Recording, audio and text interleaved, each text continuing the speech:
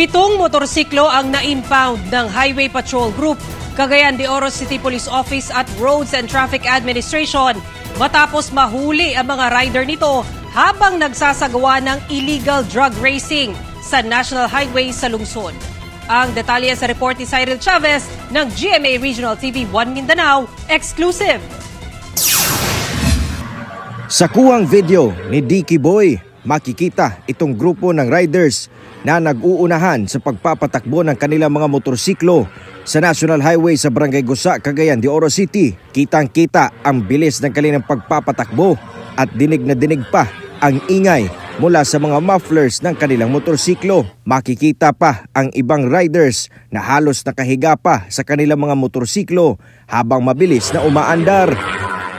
Ilang sandali pa sa pangunguna ng Barangay Council ng Gusa, katuwang ang Highway Patrol Group 10, Agora Police Station at Roads and Traffic Administration, hinuli ang mga pasaway na rider. Nasa 7 motorsiklo ang na-impound ng otoridad matapos makitaan ng iba't ibang violations, kabilang na ang mga rider nito dahil ang iba sa kanila ay walang mga lisensya at papeles ng kanilang motorsiklo. Traffic violation isa for reckless driving, no? Mo na number 1 nilang violation.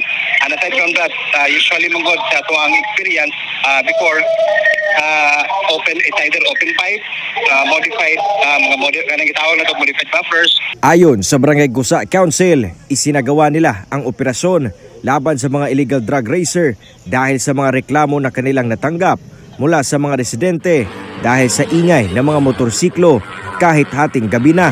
Maliban sa peligrong hatid nito sa buhay ng riders, delikado rin ito sa mga motorista at mga residente sa lugar na posibleng madamay.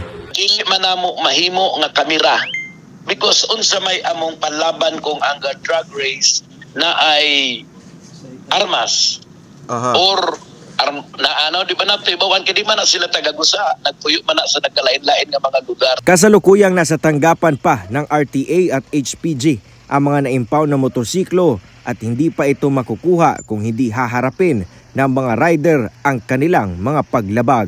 Mula sa GMA Regional TV 1 Mindanao, Cyril Chavez nagbabalita para sa GMA Integrated News.